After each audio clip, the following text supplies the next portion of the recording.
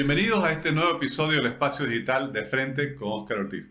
Conversaremos con una persona muy interesante. Me refiero a Pedro Portugal Mollinedo, quien es historiador, quien dirige el periódico Pucara, activista del movimiento indianista, columnista de varios medios digitales. Estimado Pedro, muchísimas gracias, un gusto en saludarlo. Las gracias por la invitación, muchos saludos a usted, a su programa y a todas las personas que nos siguen. Bueno, leí hace poco que está por lanzar un libro, me pareció muy interesante y provocador el título, El MAS y la degradación de la Pachamama en Pachamamismo. Entiendo que es un libro que quiere presentar en junio próximo en la Feria del Libro de la Paz y queríamos pues si nos pudiera compartir cuáles son los principales planteamientos de esta publicación. Claro que sí.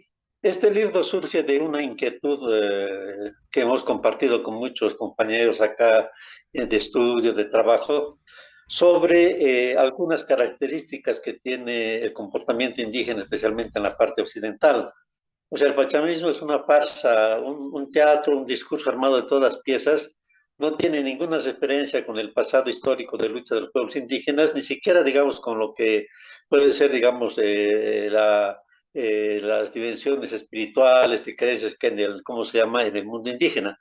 Sin embargo, lo que nos ha llamado la atención siempre es que la gente, los indígenas constatan esta falsedad, pero no la denuncian, sino la siguen, la toleran, ¿no es cierto? Y de esa manera se ha hecho como un mundo paralelo entre una vida indígena que sigue, digamos, su rumbo, que tiene sus propios objetivos, y un discurso oficial, un discurso de poder que utiliza, que hace lo que quiere, digamos, de la cosmovisión indígena, que le implementa como una excusa pero que es tolerada, digamos, por la parte indígena, cuando la parte indígena puede tener su propia motivación.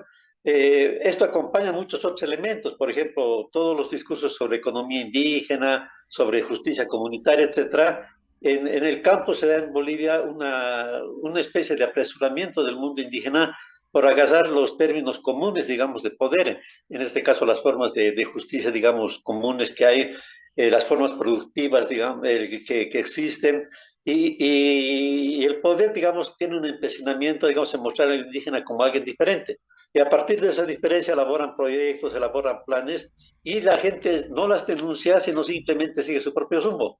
Lo que tiene mucho impacto actualmente en la parte occidental de Bolivia, por ejemplo, es el emprendimiento individual que hacen familias y que están acumulando bastante poder económico, es lo que se conoce en el Alto como el cholet, por ejemplo, o los comerciantes que van directamente a China a importar productos.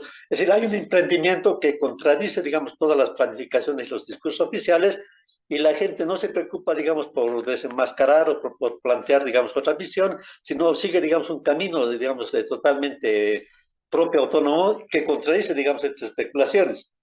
Entonces, esto, digamos, en nuestra opinión puede ser, digamos, negativo, digamos, en el sentido que tiene que haber siempre coherencia entre un discurso que se da y una práctica, digamos, que se ejerce. Y esto en una perspectiva, digamos, de cambio, en una perspectiva de administración del conjunto de Bolivia.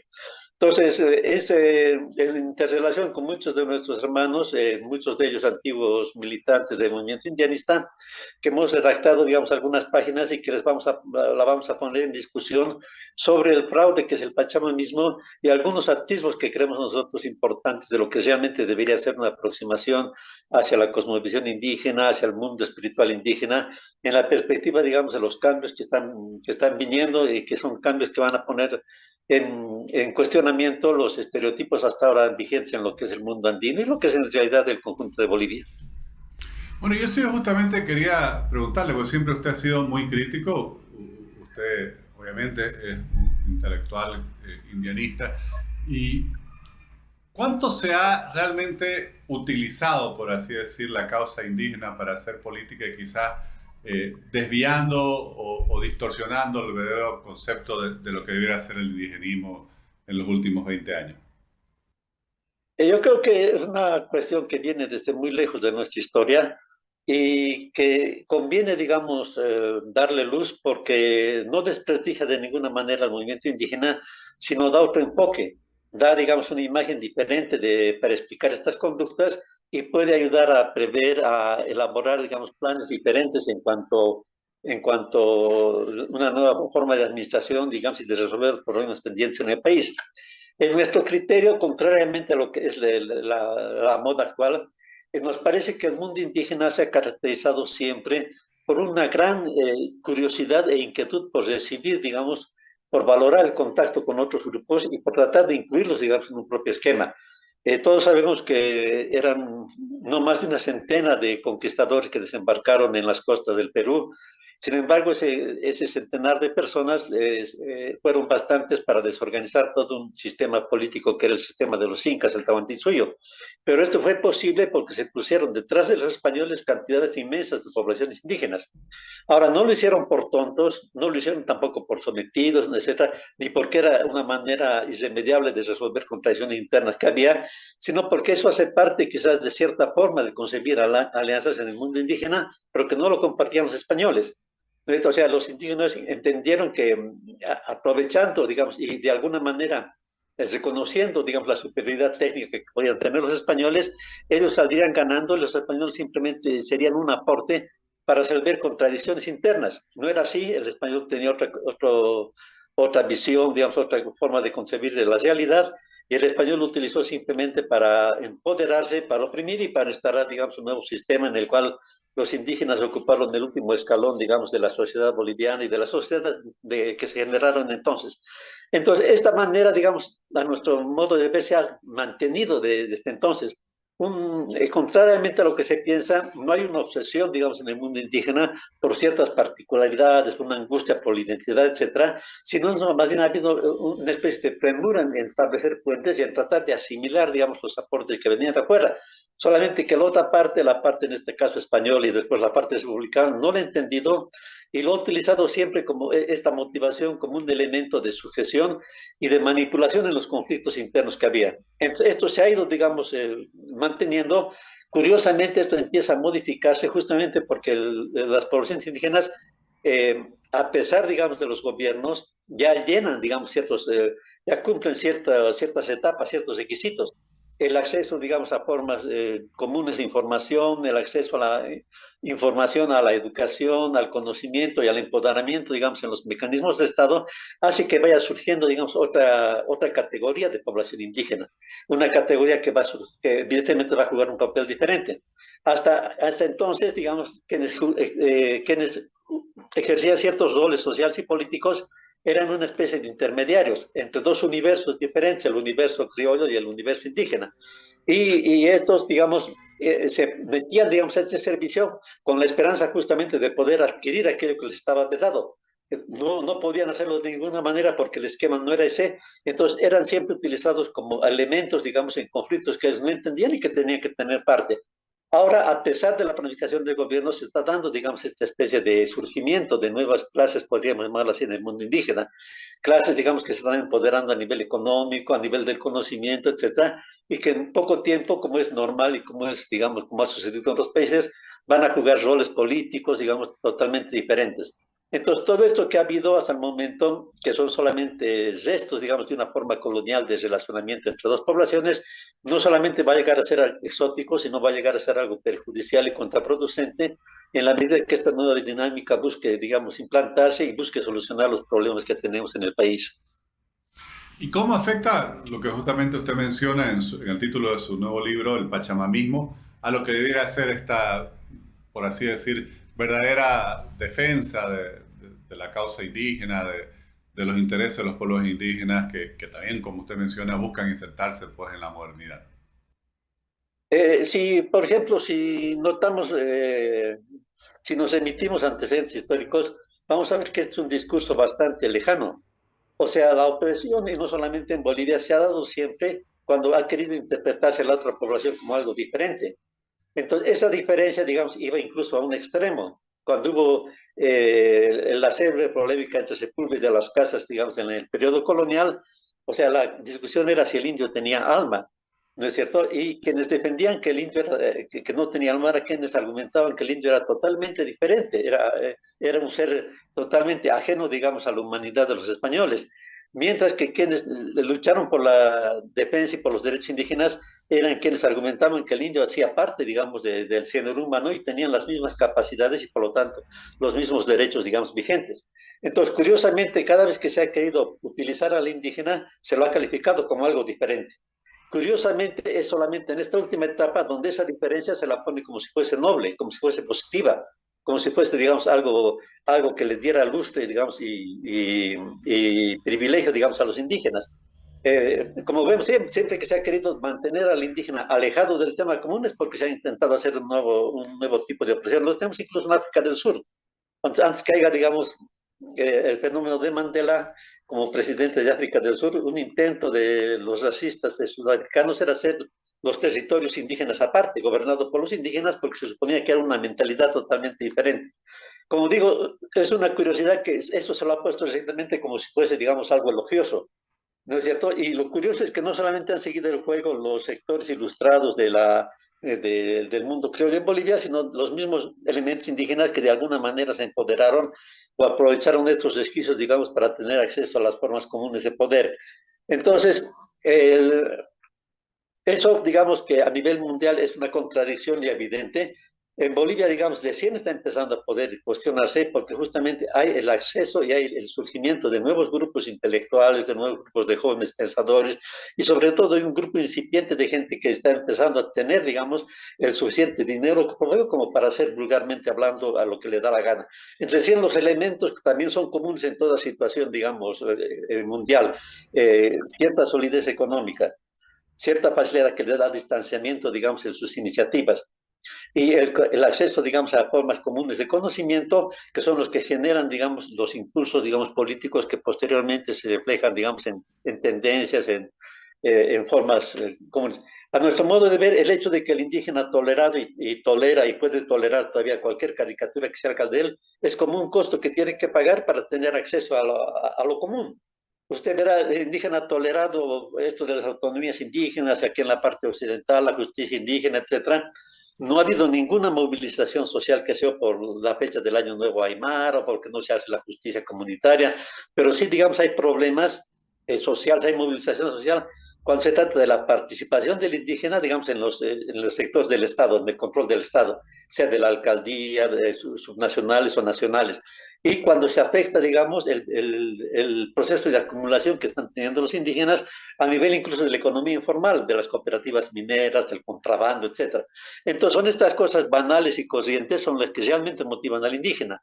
Y lo otro se puede entender como una especie de reflejo todavía de un distanciamiento y de una concesión hacia el que tiene, hacia el que tiene poder, que se le puede tolerar cualquier imagen que tenga, digamos, sobre el mundo indígena, en la medida que esto signifique, digamos, un espacio de ganancia para ese proceso de empoderamiento económico y de empoderamiento cultural que está teniendo lugar en Bolivia. Usted mencionaba en la antesala de esta entrevista que ve al país en un momento de transición, en muchos aspectos, en muchas situaciones. Desde el punto de vista del análisis del libro, desde su visión, ¿cómo ve entonces a los pueblos indígenas en esa transición hacia un futuro en pleno siglo XXI? Hay un surgimiento, hay varios aspectos. Voy a detallar solamente uno de ellos que me parece importante. O sea, hasta el momento, las fuerzas políticas que existían en Bolivia captaban al indígena. Y el indígena, para estar dentro de un proceso de un partido político, tenía que mimar todo el discurso y seguir todo lo que, digamos, el aparato le indicaba. Se tenía solamente un intermediario, pero no se tenía un elemento, un agente dinámico y menos un agente de cambio. Entonces era como la transición entre dos universos diferentes para tratar de tener, digamos, el poder para uno de ellos. Ahora, ¿qué sucede? Eso ya se está modificando. En ese esquema antiguo, cualquier dirigente político era capaz de poder movilizar a los indígenas, captando cualquiera y poniéndolo en contención con los otros. Alguien que hizo eso, por ejemplo, fue el ex vicepresidente Álvaro García Linera. Yo soy testigo, digamos, de un momento en la historia de Bolivia, de los movimientos indígenas, donde las ONGs, los grupos de financiamiento, cualquiera podía ir, digamos, al campo, prometer a cualquier indígena ciertas cosas y ponerlo en contra del otro. Entonces, recordemos lo que pasó recientemente. Un indígena que fue presidente, Evo Morales, entró en contradicción con todos. O sea, se salió, digamos, como decimos vulgarmente, salió su indio profundo y se está desbocando ahora de manera incontrolada. Y en ese desfogue que tiene, empieza a atacar, digamos, a quienes eran sus antiguos colaboradores, a Álvaro García Linera. Y Álvaro García Linera tuvo el reflejo que era común en Bolivia hasta hace poco, de buscar, digamos, en otro indígena para, entre comillas, asesorarlo, darle fuerza y oponerlo, digamos, al que le está contradiciendo.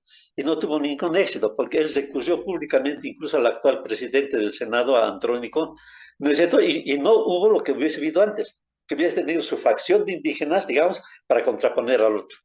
Entonces, evidentemente, esta autonomía plena del indígena no es grande. Lo vemos en el conflicto actual dentro del MAS, entre Arce y, digamos, Evo Morales.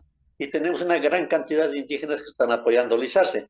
Lo que, digamos, contradice ese discurso etnicista que había, que el indio seguía al indio, solamente el indio podía gobernar al indio. Porque ahí se da la otra situación de que lo que atrae al indígena es el aparato de Estado, es la inclusión, digamos, en algo más grande, en lo que muestran como si fuese realmente el poder, digamos, y la garantía para poder tener, digamos, una transformación o por lo menos una estabilidad en sus propias familias. Entonces, esta dinámica, ¿no es cierto?, de sujeción al Estado, pero digamos, de independencia para cualquier ONG, instituto que podría manipular, se está dando. Entonces, ¿esto qué cree? Que lentamente va a haber una emergencia de una nueva clase, digamos, dentro del mundo indígena, que va a jugar un rol, porque esta clase sí va a poder ser escuchada y va a poder dirigir, digamos, hacia el mundo indígena, hacia lo que va. Estaba leyendo un documento del año 62, un discurso que da Bedregal, ¿no es cierto? Y que reproduce todos los argumentos, digamos, que ahora se le da al MAS, por ejemplo. Él trata de defenderse sobre un ataque que da a defenderse en esa época, de que sus diputados, digamos, no tienen la calidad necesaria porque está lleno de indígenas, de obreros que no conocen nada de lo que es el Parlamento. O sea, siempre ha habido esta dinámica, el MAS no es una cuestión nueva. Es una dinámica, digamos, que muchos partidos, algunos de mala fe y otros de buena fe, han utilizado para tratar de resolver el problema. ¿Cómo se cambia? Cuando estos diputados ya no son como es ahora, digamos, los intermediarios, como un grupo social, sino que son realmente personas que el pueblo se identifica, su pueblo se identifica como aquellos que les puede representar. Hasta ahora son simplemente intermediarios para que el Estado o cualquier partido pueda movilizar a un grupo indígena. Entonces está perdiendo vigencia poco a poco y está emergiendo algo nuevo. Entonces, algo nuevo merece ser sustentado, porque no solamente porque sea lo mejor, sino porque esto ha sucedido en todas partes del mundo. Es la única garantía para que haya un cambio y para que realmente se resuelvan las contradicciones en una determinada sociedad. Ahora, Pedro, en poco más de un año, ya un año y pocos meses, Bolivia cumplirá su bicentenario y pareciera que todavía no logramos consolidar una nación boliviana en la cual se refleje, se integre, se incluya a esta Bolivia diversa, plural, multicultural, donde están obviamente los pueblos indígenas, que además tienen también una gran diversidad entre ellos, y están obviamente las sociedades urbanas. ¿Cuál es su visión al respecto? Me parece a mí, bueno, Bolivia tiene, digamos, problemas propios que merece que sus grupos políticos, sus grupos dirigentes lo enfoquen de esa manera. O sea, vivimos en una sociedad ya globalizada con múltiples influencias, pero no somos parte, digamos, vivencial, digamos, donde se generan ese tipo de ideas. En el mundo actual está un poco desvalorizado las ideas de nación y de Estado. Se piensa que las naciones son algo que pueden ser negativamente porque pueden dirigir las energías de un pueblo, digamos, en oposición a otro. Ese sería un reflejo, digamos, negativo. Y por otro lado, algunas tendencias buscan de minimizar al Estado, digamos, porque sería una traba a la iniciativa individual como única garantía, digamos, de progreso.